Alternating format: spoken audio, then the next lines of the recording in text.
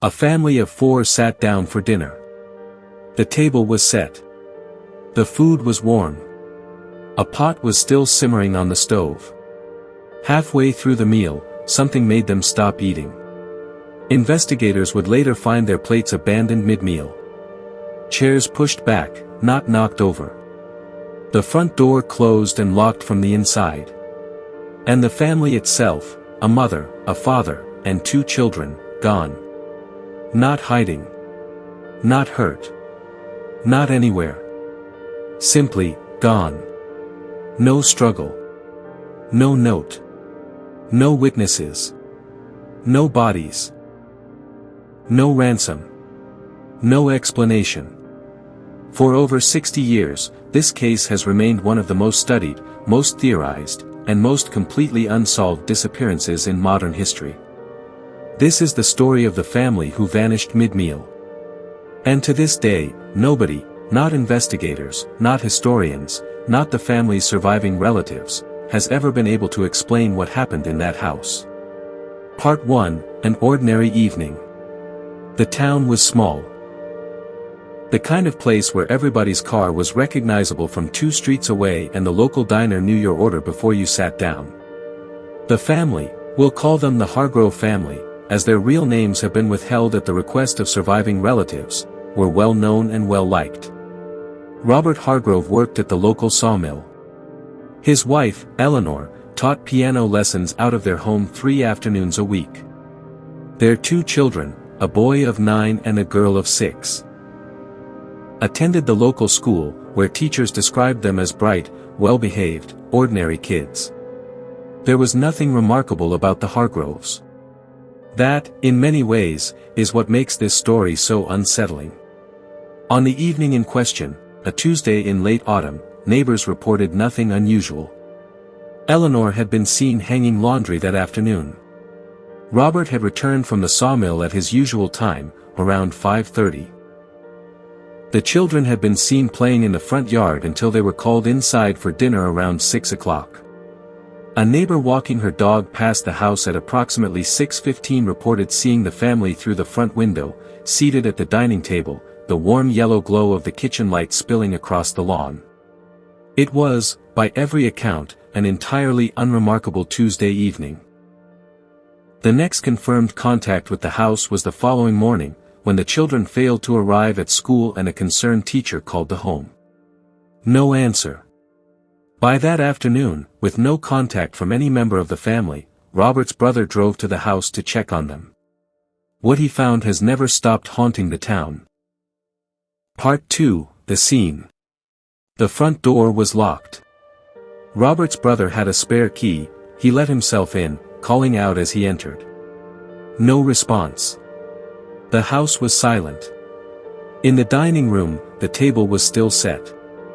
4 plates, each with food on them, partially eaten, as though the meal had simply stopped mid-bite.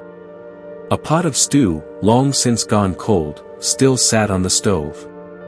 The oven had been left on overnight. Investigators later determined it had likely run out of fuel sometime before dawn.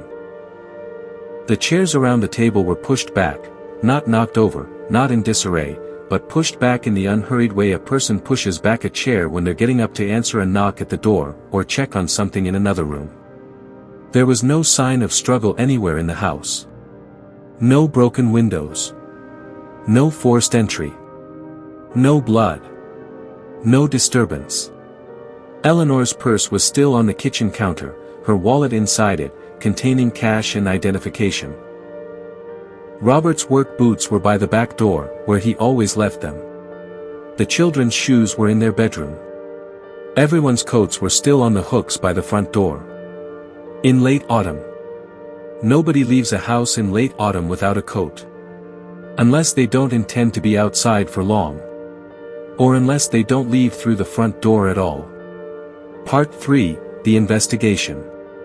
Local police were called within the hour. What followed was, by any measure, an extensive investigation. Extensive for a small town with limited resources, and extensive even by the standards of larger jurisdictions investigating similar cases decades later. Officers searched the house from attic to cellar. They searched the surrounding property, the nearby woods, the riverbank a half-mile from the house. They interviewed every neighbor on the street, every co-worker at the sawmill, every parent at the children's school, every member of the small church congregation the family attended on Sundays. Nobody had seen or heard anything unusual. Nobody reported any conflict, any threats, any strange visitors, any sign whatsoever that the Hargrove family's life was anything other than entirely ordinary. Investigators considered every conventional theory. Kidnapping was ruled increasingly unlikely as weeks passed without a ransom demand of any kind, and the disappearance of all 4 family members simultaneously made a standard kidnapping scenario difficult to explain logistically.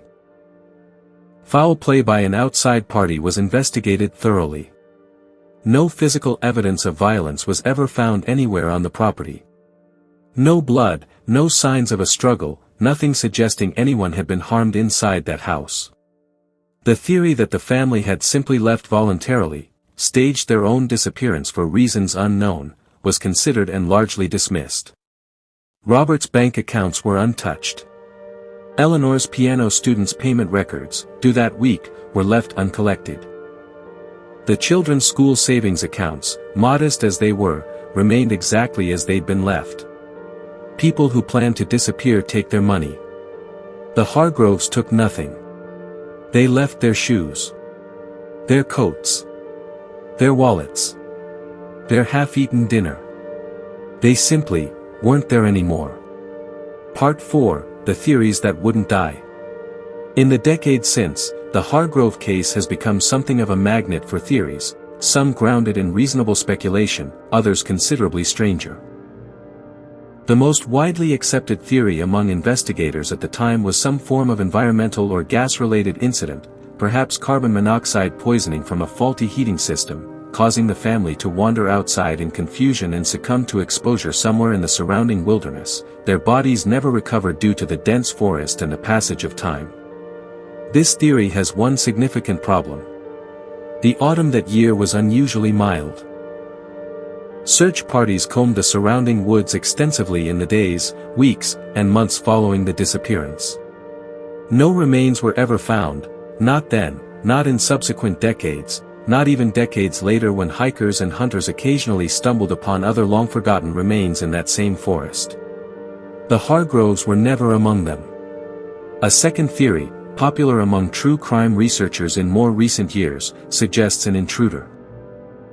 Someone the family knew, someone who entered through an unlocked back door, who somehow compelled all 4 family members to leave the house peacefully, without struggle, without sound. This theory struggles to explain why no neighbor reported any vehicle, any stranger, any sound of any kind on a street where, by every account, people noticed everything. A third theory, and this is where the case begins to drift into genuinely strange territory, points to a detail that didn't surface publicly until decades after the disappearance, when town records were digitized and researchers began re-examining the case with fresh eyes. According to the original police report, a detail that was, for reasons never explained, omitted from initial newspaper coverage, investigators found something unusual etched into the frost on the inside of the dining room window. Not handwriting. Not a clear word or symbol. A pattern. Described in the report only as an irregular marking, possibly accidental, location, inside surface of north-facing window. The investigating officer's notes included a single additional line, almost an afterthought. Marking present on interior glass.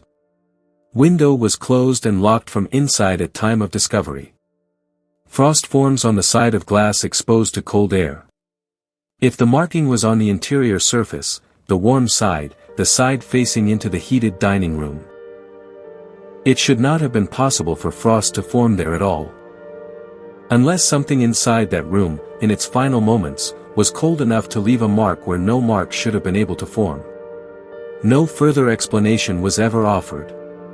The detail was never followed up on, never publicly explained, and exists today only as a single paragraph in a yellowing police report that researchers still argue about. Part 5, What Remains. The Hargrove house stood empty for almost a decade after the disappearance. Robert's brother maintained the property, paying the taxes, mowing the lawn, holding on to some private hope that the family might one day return. They never did.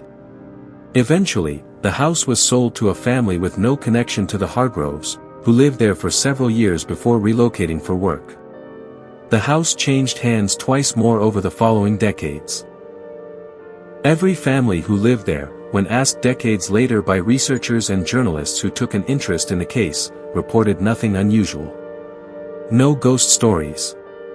No strange occurrences. No cold spots or unexplained sounds. Just a perfectly ordinary house, in a perfectly ordinary town, where one Tuesday evening, 6 decades ago, 4 people sat down to dinner and never finished the meal.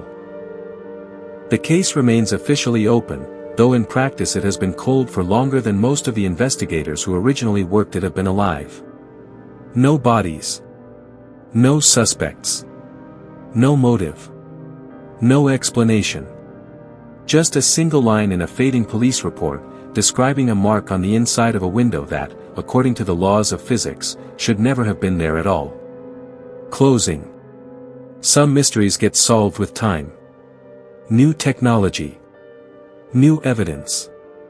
New eyes looking at old facts. This one hasn't. 60 years on, the disappearance of the Hargrove family remains exactly what it was the morning their door was finally opened, a meal interrupted, a family gone, and a question that has outlived every single person who ever tried seriously to answer it. We may never know what happened in that dining room.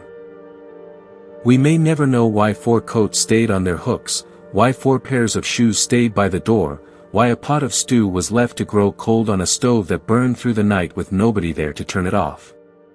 But here at DLostChronicles, we believe these stories deserve to be remembered, even the ones, especially the ones, that never get resolved. If this case left you with as many questions as it left us, subscribe to DLostChronicles. We bring you the world's most baffling mysteries, every single week. And leave a comment below, what's your theory? Carbon monoxide? An intruder? Or something the report never fully explained? We read every one. Until next time, stay curious. And maybe, just maybe, finish your dinner before you stop to wonder what's outside the window.